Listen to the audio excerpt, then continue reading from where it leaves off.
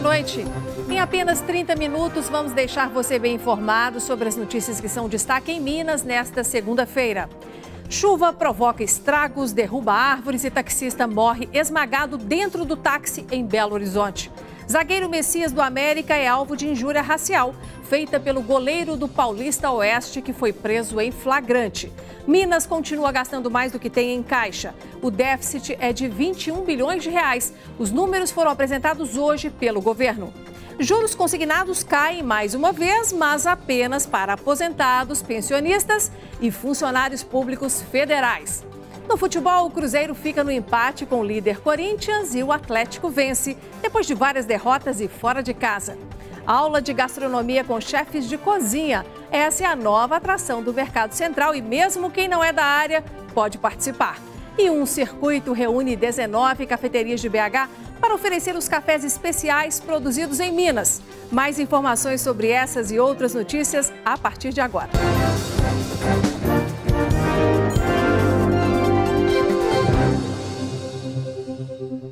O goleiro Rodolfo, do time de futebol Paulista Oeste, foi preso em flagrante pelo crime de injúria racial depois que o zagueiro Messias, do América, o denunciou à polícia. O jogador do time mineiro afirma que foi chamado de macaco durante o jogo, que terminou na central de flagrantes da Polícia Civil.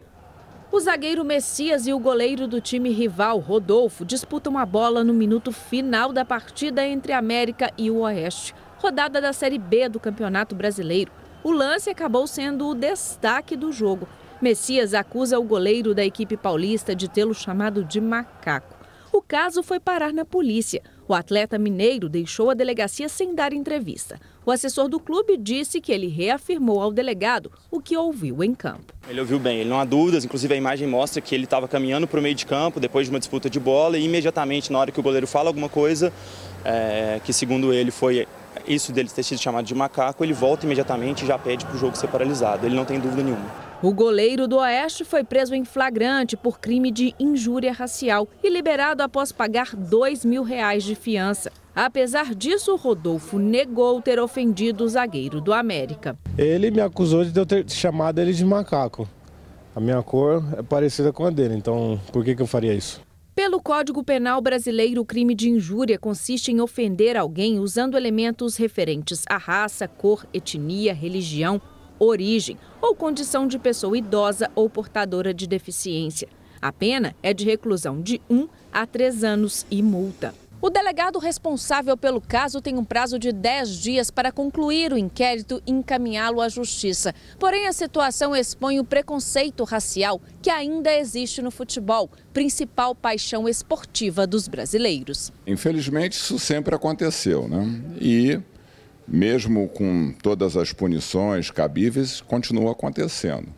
O futebol, ele, infelizmente, é palco, né, dessas violências, que não é só a questão do racismo, como também a questão da homofobia, do machismo, né? A discriminação racial é monitorada desde 2014 no Brasil. Apesar de 2016 ter registrado uma queda no número de casos, 2017 apresentou um aumento de 86%. Minas continua gastando mais do que tem em caixa. O déficit é de 21 bilhões de reais, mas está diminuindo, segundo o governo do estado. Hoje, a Secretaria de Fazenda anunciou os números e informou que não vai aumentar o número de servidores por aqui e que o pagamento do 13º salário ainda vai depender de uma revisão de contas que será feita em novembro. Os números foram apresentados pelo secretário de Estado de Fazenda, José Afonso Bicalho, e mostram uma diminuição no déficit orçamentário do estado. O que falta para fechar a conta são 21 bilhões de reais. Entre maio e agosto, a receita foi maior que as despesas. Nós tivemos uma redução das transferências federais, então ela não tem acompanhado principalmente as receitas do Estado. Nossas despesas estão crescendo menos do que as receitas e com isso a gente conseguiu reduzir o déficit nosso. Mas apesar dos números positivos, o secretário de Estado de Fazenda deixou claro que a situação ainda é muito complicada. Um dos problemas enfrentados pelo governo do estado é a diminuição de repasses da União. Uma das maiores quedas nas transferências foi na área da saúde. O SUS recebeu 6,20% a menos que no quadrimestre anterior. De um lado, porque nós também aumentamos os recursos empenhados na saúde. porque até então, até 2015, o governo não cumpriu os 12% com a saúde. Nós estamos cumprindo, empenhando, mas não estamos conseguindo liquidar. O Estado enfrenta problemas também no quadro de despesa de pessoal. Atualmente, Minas está com 48,38% do limite da Lei de Responsabilidade Fiscal. Nesta situação, está na área prudencial e não pode contratar ou aumentar salários. Sobre o 13º salário dos servidores estaduais, Bicalho afirmou que ainda não há uma maneira definida para realizar o pagamento. Mas para final de novembro, início de dezembro, nós vamos ver quanto que nós vamos ter em caixa, em função do novo regularismo, para ver como é que nós vamos equacionar a questão do 13º.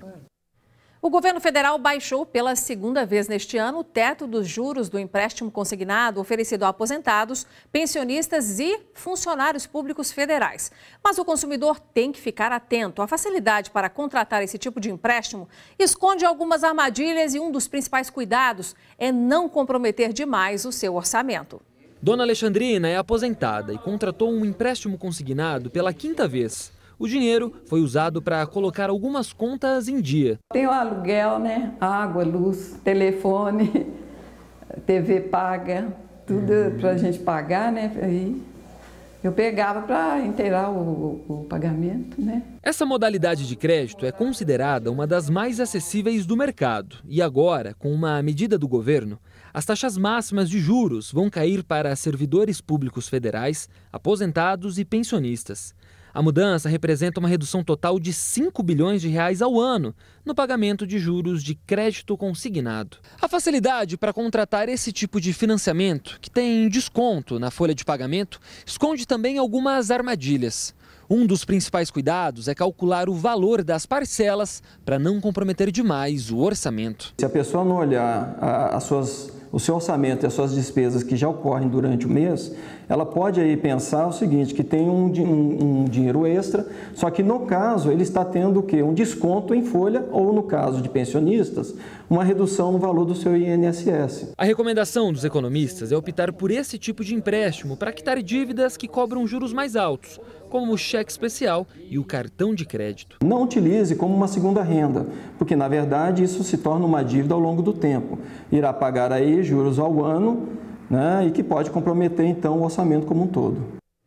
Os especialistas, gente, em finanças pessoais costumam estabelecer aí um percentual que seria um alerta para todos nós, para a gente não comprometer a nossa renda mensal com aquelas dívidas que são parceladas ou mesmo com compras imediatas. E esse percentual de ouro é os 20%. Tenta, então, não comprometer a sua renda mais do que isso, estourando chegar ali nos 25% para você ter sossego e poder dormir em paz, porque senão, como é que vale a pena viver desse jeito, né? Toma cuidado com o empréstimo, então, seja ele de qual origem for e, principalmente, cheque especial e cartão de crédito.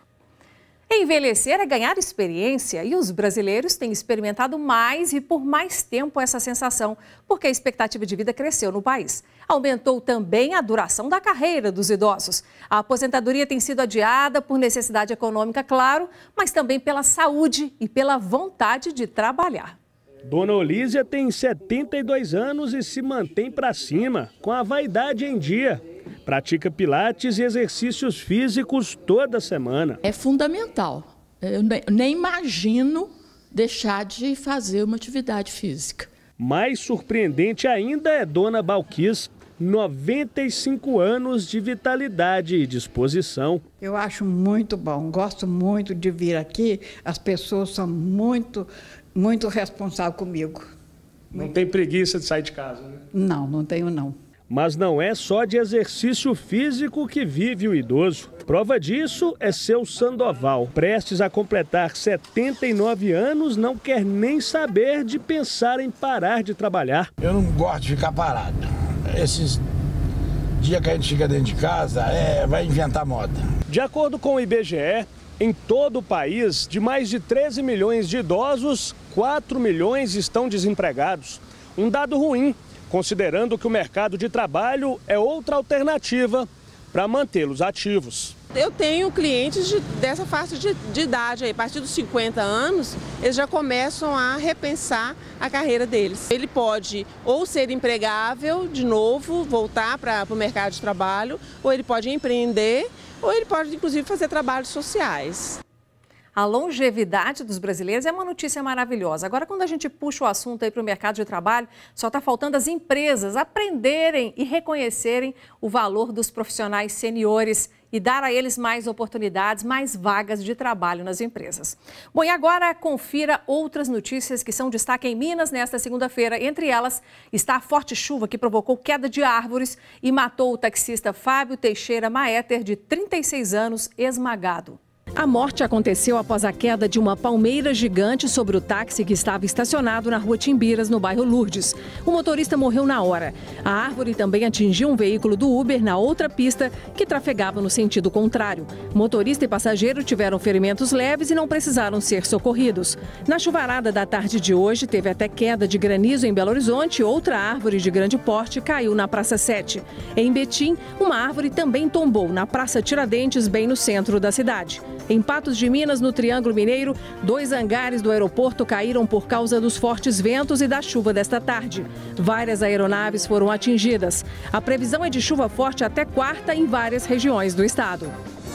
Prefeita de Santa Luzia é denunciada pela morte de jornalista. A informação foi divulgada hoje pelo Ministério Público de Minas Gerais, que denunciou Roseli Pimentel e outras 10 pessoas pelo assassinato do jornalista Maurício Campos Rosa. Ele era dono do jornal O Grito e foi morto com 5 tiros em agosto de 2016, após tentar extorquir a prefeita, que disputava a reeleição para o Executivo Municipal. Os acusados devem responder pelos crimes de homicídio duplamente qualificado, por motivo torpe e com uso de recursos que dificultaram a defesa da vítima, e ainda por formação de quadrilha, desvio de recursos públicos e tentativa de obstrução da justiça.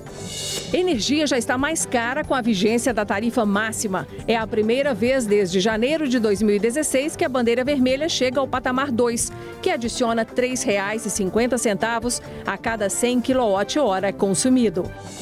Servidores da Receita Estadual de Minas protestaram hoje em frente ao Palácio Tiradentes, na cidade administrativa. Segundo o Sindicato dos Auditores Fiscais, a manifestação ocorreu por causa do atraso no parcelamento do pagamento de salários, além da falta de diálogo com o governo.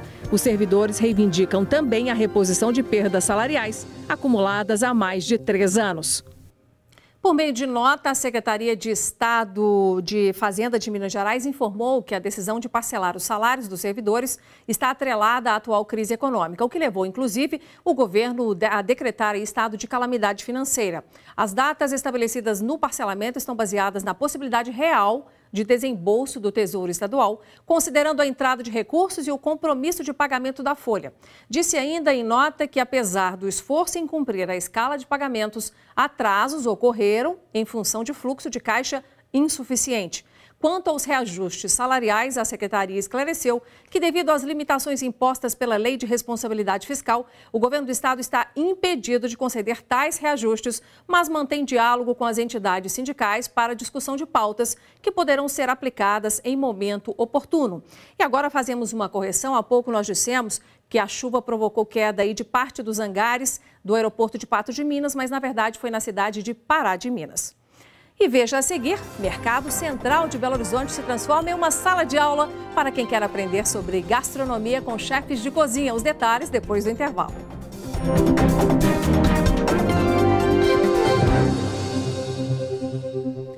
Deu empate no duelo entre o campeão da Copa do Brasil e o líder do Brasileirão. Cruzeiro e Corinthians ficaram no 1-1 e praticamente não mudaram de posição na tabela do Campeonato Brasileiro.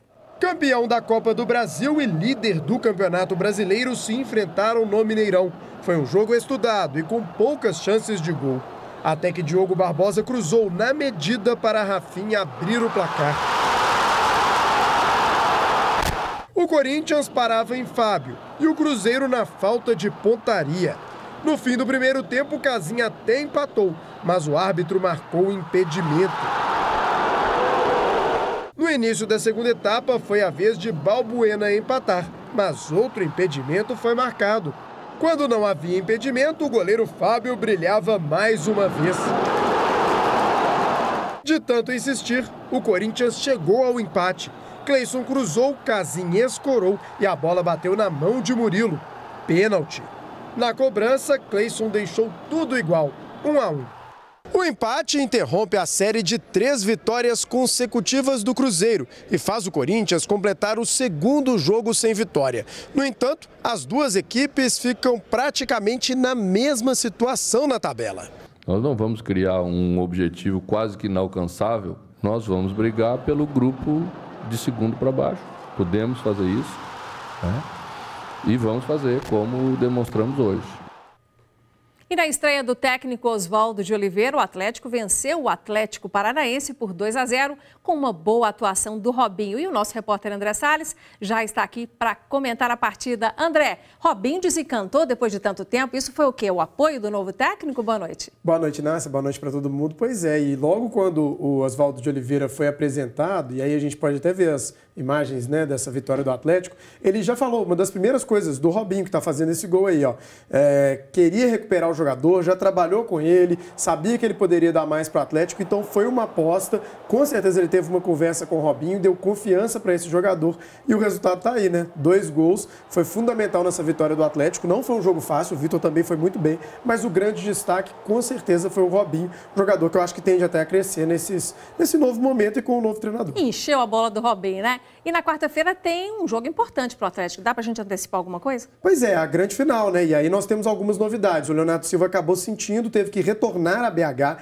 Em compensação, o Atlético ganha duas possibilidades de reforço. O zagueiro Eraso, né, viajou para Londrina, assim como o Luan. Então são 2 opções aí que o técnico Oswaldo de Oliveira ganha para essa final. E eu acho que o Atlético é favorito. Apesar do Londrina estar em casa, é uma equipe de Série B, e aí o Atlético é muito superior tecnicamente. E é um jogo de 2 partidas ou não? Essa jogo final? único, decidido Jogou, lá. acabou. Exatamente. Tá bom. Obrigada, André. Você volta para contar o resultado. Com certeza. O Conselho Deliberativo do Cruzeiro está votando neste momento para decidir quem será o novo presidente do clube. Concorrem o empresário Wagner Pires de Sá e o advogado Sérgio Santos Rodrigues. Os arredores do Parque Esportivo do Cruzeiro ficaram lotados. Afinal, hoje é dia de eleger o novo presidente do time celeste. 2 chapas foram inscritas. União, que tem como candidato à presidência Wagner Pires de Sá, e a Tríplice Coroa, liderada por Sérgio Santos Rodrigues. Jovem idealista é o que o povo brasileiro quer hoje na política. Então penso que é o melhor. Mas de qualquer forma, tudo é Cruzeiro e aquele que sair vencedor, nós temos que estar unidos, porque esse clube não pode dividir, porque senão traz consequências drásticas para o clube. Já do lado da União, o candidato à vice-presidência da chapa aposta na conquista de títulos importantes. Um Cruzeiro maior, com mais Libertadores, que é o que a gente sempre almeja, e o sonho nosso, que é o Mundial. O resultado da chapa vencedora sai ainda hoje. As votações vão até 8h30 da noite, depois será feita a apuração e, na sequência, a divulgação do resultado. 465 conselheiros estão aptos a participar do pleito. Vale todo o esforço para votar? Minha filha, eu viria até de Marcos, se fosse preciso. Enquanto o resultado não sai, expectativa e muita torcida do lado de fora.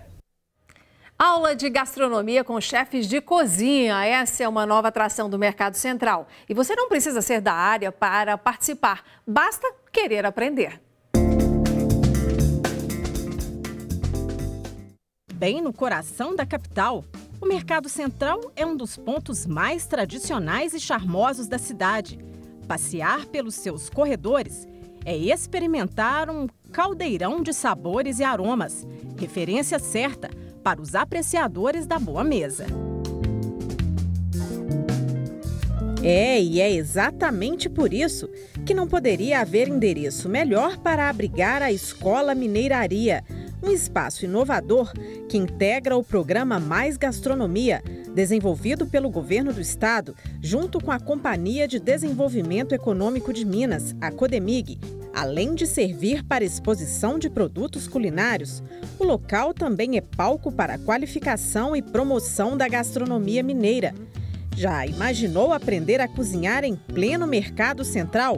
Pois saiba que essa é uma das ideias desse espaço.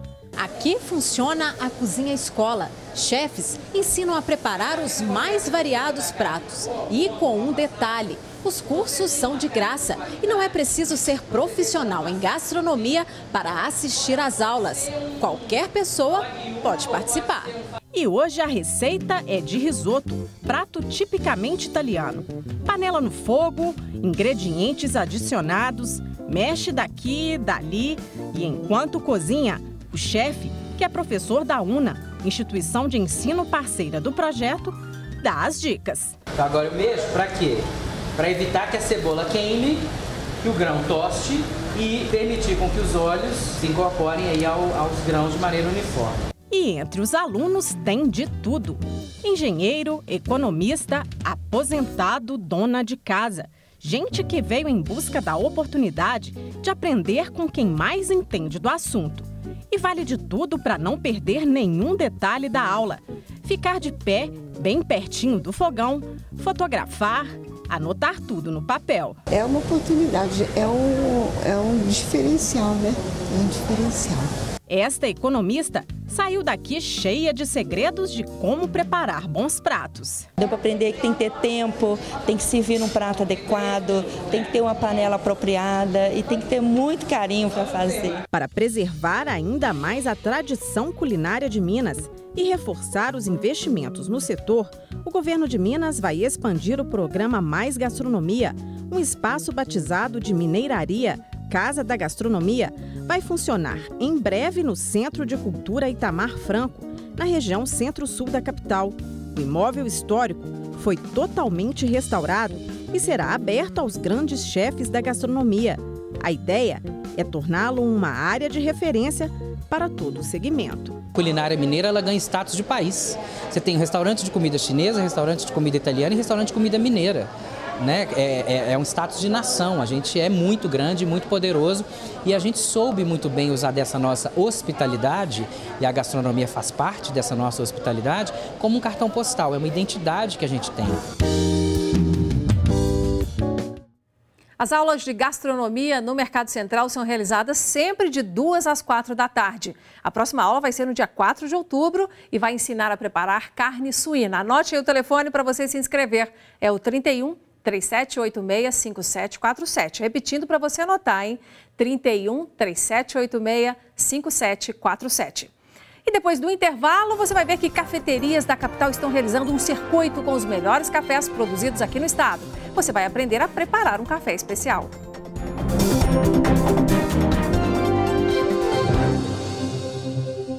A maioria das pessoas acha que mudar é sempre uma encrenca, que dá trabalho, que é ruim. Mas o professor de física mais famoso do país diz que a mudança é uma oportunidade e não uma ameaça. É para você começar bem a semana. Meu querido, a dica é esta. Saia da inércia, rapaz. Toma uma atitude. O ser humano não gosta de mudar sua rotina. Eu sei disso. Esquece de que a mudança é um insumo básico para a fábrica da vida. O melhor é encarar a mudança como uma oportunidade e não como uma ameaça. Sempre que saímos da rotina, nos cansamos e nos estressamos. No entanto, estamos num mundo de mudanças contínuas e nossa própria vida é de um dinamismo às vezes assustador. Esteja aberto às mudanças, só quem muda sobrevive. Precisamos sair da inércia e isso se faz com renúncia. Vamos renunciar ao conforto, ao comodismo e ao conhecido. Sem renúncia, dizem os psicólogos, a criança não pode desenvolver um eu forte.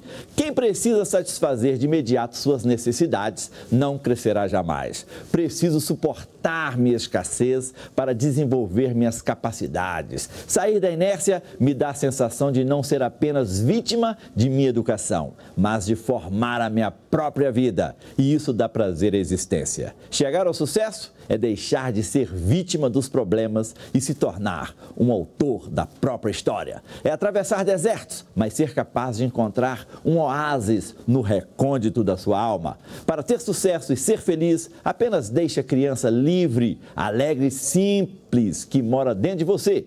Crescer custa, irmãozinho. Demora, esfola, mas compensa. É uma vitória secreta, sem testemunhas. O adversário? O adversário somos nós mesmos. É isso aí. Falou legal. Esse Pachecão sabe tudo, né? Gente, os melhores cafés cultivados em Minas estão sendo degustados aqui na capital no circuito Café da Semana, que reúne várias cafeterias. É uma boa oportunidade para quem ainda não conhece o sabor do nosso café tipo exportação, experimentar os sabores que encantam o mundo. Um cafezinho é sempre bem-vindo no nosso dia a dia. E nenhum lugar melhor no mundo para falarmos do assunto do que Minas Gerais. O estado é o maior produtor do Brasil, com destaque para 5 grandes regiões. E para aumentar o consumo e mostrar a qualidade dos cafés mineiros, que acontece até o dia 28 de outubro, a 3ª edição do Café da Semana. O evento convida os admiradores de um bom café a degustar os vários tipos da bebida em alguns pontos de Belo Horizonte. A gente começou o roteiro com 8 casas no primeiro ano, no segundo a gente subiu para 16 e agora a gente está com 19 casas. Existe um guia de bolso que as pessoas vão estar recebendo nas casas, daí ela consegue ver qual casa está aberta sábado de manhã. Sabe, uma quinta-feira, 9 horas, eu encontro alguma casa, então ela vai ter todo um apanhado aí de horários e as casas e que certamente vão oferecer um excelente café. Um dos idealizadores do projeto, Felipe Braza, fabrica grãos para cafés especiais. E o segredo está bem nesta máquina, no processo de torrar o café. Os cafés especiais, eles têm que ter um ponto de torra média. Ele não pode ser um café escuro, como a gente está acostumado em outras situações dos cafés comerciais. Além de fornecer uma bebida de qualidade, o café também ajuda no desenvolvimento das regiões produtoras. Nos municípios onde se produz café, o IDH é mais alto, não existe miséria, a economia gira, o comércio gira, as prefeituras realmente dependem muito do café para girar os seus negócios, os seus municípios. Eu acho que o café é uma dádiva. Eu concordo com Mesquita. Para mim, o cheiro de café é um dos melhores que tem. Quem só bebe café de gôndola, aquele de marcas de alta produção vendido em supermercados, precisa de uma fase de adaptação de paladar para começar a apreciar os cafés especiais. Em linhas gerais, podemos dizer que o cheiro é muito parecido, mas o sabor, gente, muda por completo. Nós consumimos tão pouco o nosso café tipo exportação que não faz 2 anos que supermercados da capital começaram a vender esses cafés especiais. Então, podemos dizer que ainda é uma experiência nova para muita gente. Experimente. Bom, e convidando você para acompanhar o nosso jornal, acessa lá no youtube.com/TV Band Minas, tudo que a gente publica aqui está lá. Ficamos por aqui, agradeço a sua atenção por hoje e conto com você amanhã. Tchau!